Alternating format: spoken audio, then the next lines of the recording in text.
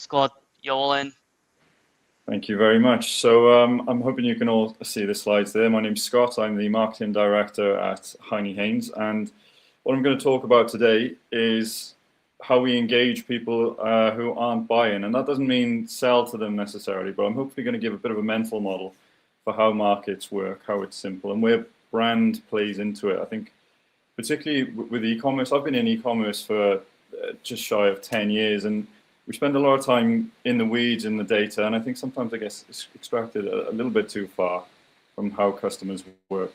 So, or how customers shop, should I say. So I'm going to start by asking a question. Who is currently in the process of buying a new car? It's rhetorical. It would be great if we were in the room. I'd try and get a show of hands and make this a bit of a live experiment, but just have a think. If someone want to buy a car, can you put one in the chat and I will see how many? Well, I'm like it's not me, it's my wife shopping right now for the new car, but the price for the trade-in for my Jaguar, it's at $6,000, which is very low. But I'm shopping right now, so you're talking to the right person. Right, not helped by the recent brand ad, I suppose. But don't worry, I've got some survey data to pick up. So have a think. Are you in the market for a car right now? And if you're not, when might you be? 6 months, 12 months, 5 years? Not at all. And if I had 100 people in front of me and I said, who's buying a car right now? How many might actually raise their hands? Well, the stats look a little bit like this. In the next week, so this is a representative survey taken from a good book, Future Demand. And in the next week, 6% of people asked were buying a car. In the next month, 5% more. So we might call that current demand, and that's 11%. But the vast majority of people, and I've noticed everybody on this survey expressed that they did expect to buy a car. But the vast majority were actually quite far down the line. Future demand, latent demand, out of market, however you want to call it. It was somewhere around 90%. And if you look between that 2 and 6 year mark, you can see about 70% of the demand in the market. It's quite far away. It's down the line. And this isn't just true in buying vehicles. This is kind of true in every category. There's nuances and there's differences. And in the top left, we've got cars. If we ask people about buying beer, if we ask people about buying kitchen appliances, on the bottom right there's trainers. And so there's some differences in sort of the inter-purchase periods, if you want to call it that. The sort of horizon for buying a car is pretty long. A lot of people are looking at buying one in a few years' time. It's not necessarily the case with beer. I mean, there's people on here who expect to buy a beer in the next 5 years, and I'm not certain who they are. But most of us were probably a few days, a few weeks, if we express any interest in buying beer at all. And you can kind of think, okay, if we make that decision about we're going to go for a drink or we're buying a beer, maybe it's on the day, maybe current demand isn't this month, it's actually today or next week. But you see, the important thing here is not the specific numbers, it's the pattern. In any market, really, there's current demand and there's future demand. And current demand generally is a smaller number, future demand being a longer number. And if you think about your own category, you can work it out fairly quickly. I mean, if you want to really dig into your own data, you can get the numbers. But if you think about how often people buy the products in your category, let's say it's once every 2 years, if it's software or something like that, well, naturally only 50% of the market is in market in any 1 year. And if you want to take that a little bit further, you can kind of go down to a week where you might say less than 1% are buying this week. And Professor John Dawes calls this the 95-5 rule. First observed with business to business and since sort of extrapolated. And what he found was that 5% of business to business buyers are actively buying right now. And the other 95% are not buying, and they're not in market. And often they're not in market for months or even years at a time. And then extrapolating this into other categories, we see these same things hold true, which is what we just see in this. It's not about the specific number, it's not about the 5%, but that the majority of any market is latent demand, future demand. It's people who aren't in market, but at some point will be. And if we can make this look real simple, we can think about it this way. If you think of the bigger circle, this is going to be a total addressable market. This is the entirety of people who will buy what your category sells, or the problem you solve, or the solution, or the software. But the number of people who are actually buying right now is relatively small. It's going to be somewhere between at the sort of business enterprise software end, it might be 1%. At the fast-moving consumer goods end, it might be 15 or 20%. But the pattern is there. Most people are not in the market. Now, I hope that this naturally begs a question: why do we care about people who aren't buying? It's surely we're just efficient that we focus on those who are in market and who are buying. And to put it short, most businesses do. Most e-commerce businesses particularly do. You think of the kind of tactics that we talk about today, we talk about daily, that fill our lives up, is things like PPC advertising and SEO and meta advertising, on-site content, it's email, it's SMS, it's direct response, it's conversion rate optimization, it's landing pages, it's, you know, how many people live and die by the conversion rate percentage. And it's not to say that that's wrong. It's an important part of business. But humans have a bias, and that bias shows up in the data. People tend to pick brands that they are already familiar with. And this is a report from WPP Media. They called it How Humans Decide. It's a really great report. And they analyzed something like 1.2 million customer journeys. And what they found was that a huge chunk of those journeys relied on familiarity, relied on knowing a brand. And you can see it in the data here. There's a lot of different categories. And the categories have variance. Some people buy without that brand. They called it a priming bias, without that familiarity. Some people did, and some occasions do bring that up. But the pattern is there that most people bought from a brand they were familiar with. And across the entire data, they summarized it this way. They said 84% of purchases involved people picking brands they were already biased towards. And any fans of psychology might be familiar with the mere exposure effect. This is a great phenomenon that's been studied for quite a long time. And what it basically says is people tend to like things, choose things, resonate, be drawn towards things that they've been exposed to before. People tend to like things that they're familiar with. And this sounds a little bit counterintuitive because we all like to think that we're sort of rational and we get all the information and we make decisions and we try to get the most utility and the best value for money. And sometimes we do. Sometimes we really, you know, put the effort in. But more often, purchases in our lives rely on trust signals, heuristics, things that are subconscious to us. What are our friends like? What have we experienced before? What are the brands that we're familiar with? So let me ask you another question. If your car died tomorrow, what would you replace it with? And it's a little bit of a daft question because it's kind of too simple, right?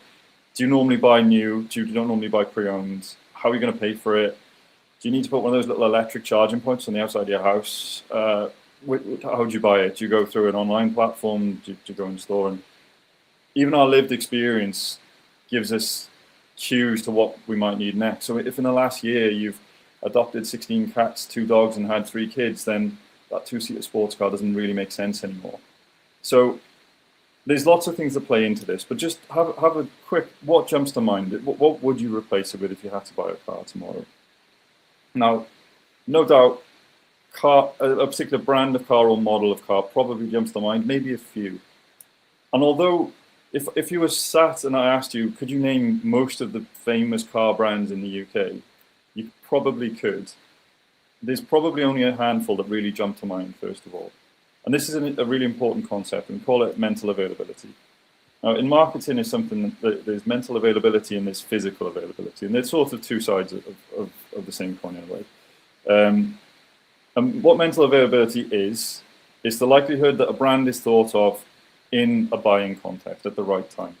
And so people come into market, as I said, when you're buying a car, there's so many different circumstances, and people step in with different reasons and different needs, and sometimes unexpectedly.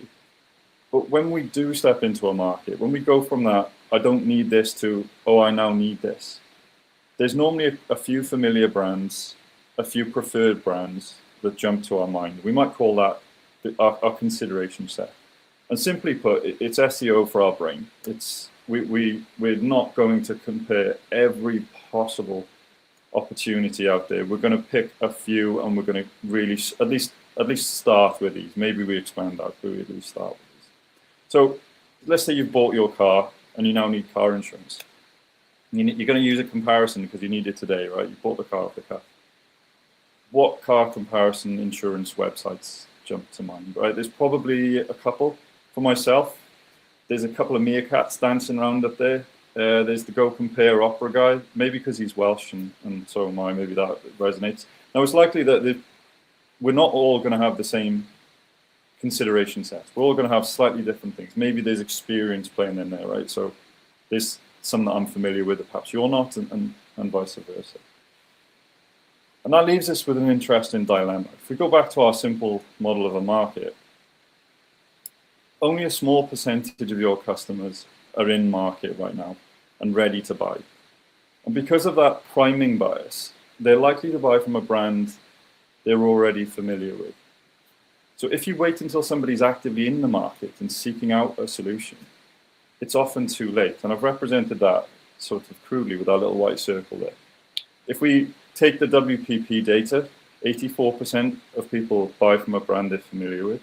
So what's left is that little sliver. And so if we're an e-commerce brand, a direct-to-consumer brand, and all we do is focus on people who are buying right here, right now, we're really looking at a small part of the market, and it's kind of limiting. But of course, where there's a problem, there's an opportunity, right? So the flip side of this, if we build familiarity with potential customers before they come into the market, we improve our likelihood that they'll choose us. Maybe the priming bias can go in our favor.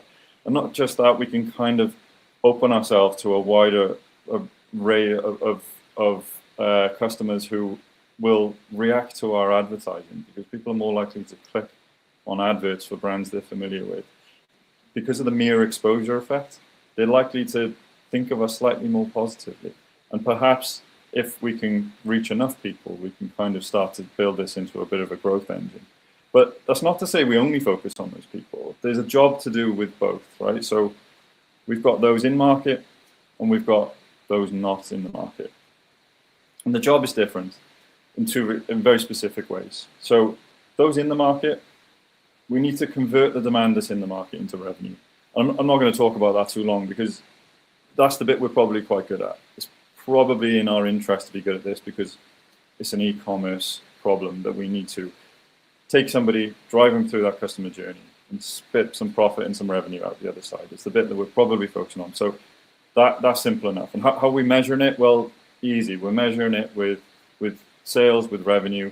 If it's an advertising thing, we're going to measure cost per acquisitions and how much we spend and return on ad spend and all of those kind of things. If it's SEO, we're going to measure clicks, organic traffic, revenue from organic traffic, and all these kind of things, right? But normally it comes down to the money.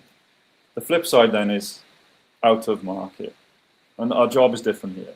The job is to prime those to think of us at the right time, to think of us in the right occasions and in the right contexts.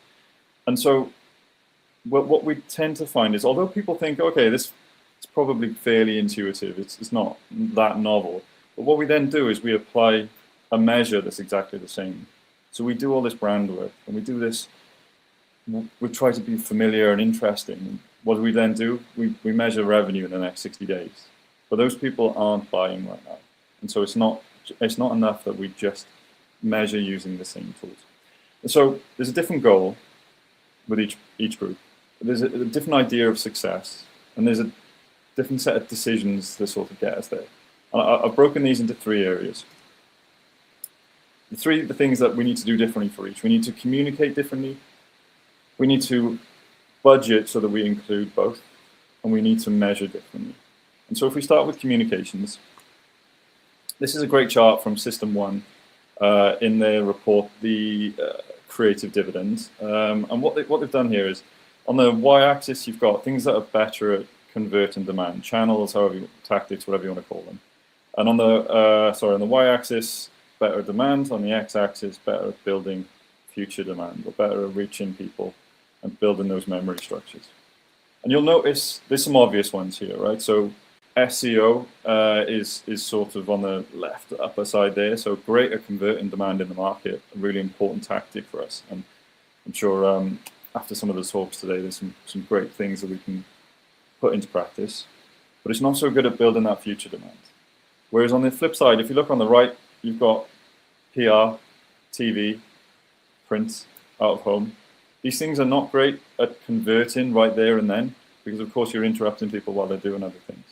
But they are great at building that future demand. They are great at reaching people, and they are great at building those memory structures. And System 1 went a step further. So you can see that line through the center there. They called anything above that a super touch point. And what that means is it's pretty good at affecting both, but there's still a balance to be found. There's some are good at one over another. And I'd just like to draw attention on the bottom right there, creators. And this is where measurement is such an important thing, and also having a different set of tactics for driving demand versus building future demand. Because what tends to happen, I'm sure many small businesses will have had this exact same problem. They find a few creators, they sort of connect with them, they send them a load of product, and then they say, great, let's see what sales they drive in the next 60 days. But the evidence suggests that content creators aren't that good at driving really short-term sales, converting the demand here and then, but they're really good. They're top end for reaching people and for building those memory structures and building future demand. And I think this is kind of intuitive when you really start to think about it, because you think people who are seeing content, influencers online through video, image, whatever they're putting out, they're not there to solve a problem. They're there because they're sat on the train and they're trying to fill 10 minutes, or they're trying to get out doing chores and they're sat on the toilet, right? And you're watching TikTok for far too long. And we're interrupting those people there and then. So the chances of them seeing something, it being perfect for a problem that they currently have, I'm identifying and then going, yeah, great, let's go and buy that thing. It's fairly low. It happens. It's not that it doesn't drive any demand here, but they're much better at building for the future.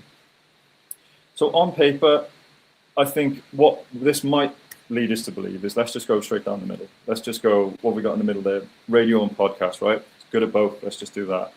But choosing your channels is just part of the equation, and what we say in the channels also dictates whether we're converting the demand now or we're building for the future.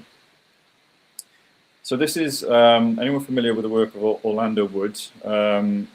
He talks about it in salesmanship and showmanship. And one is much better at one, and one is much better at the other. If we think about salesmanship, this is what we do to convert people in market.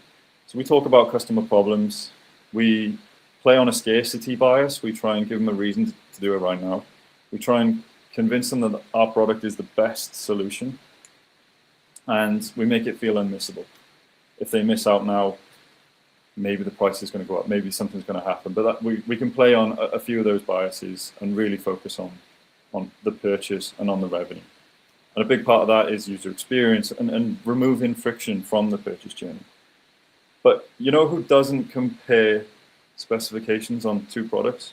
People don't need those products. And so that's the other side of the coin there. This is showmanship. And what Orlando would put forward as the key tenets of showmanship and the things that really do build memory and build for the future. It's the things we tend to associate with brand. It's attention grabbing, it's scroll stopping, it's earning people's attention because they're not there looking for us, we're interrupting them.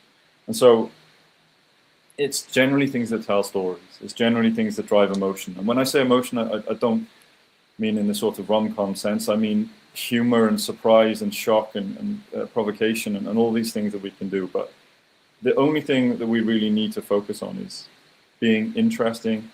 We can be informative or entertaining, but it has to be interesting first and foremost.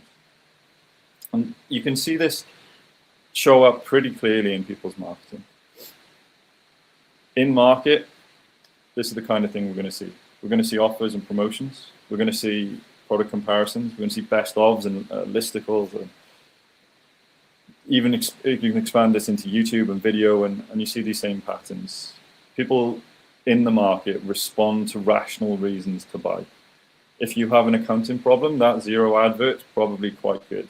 It's likely you were considering zero anyway, and now you got 75% off for 6 months. Great. You know who doesn't pay attention to that advert?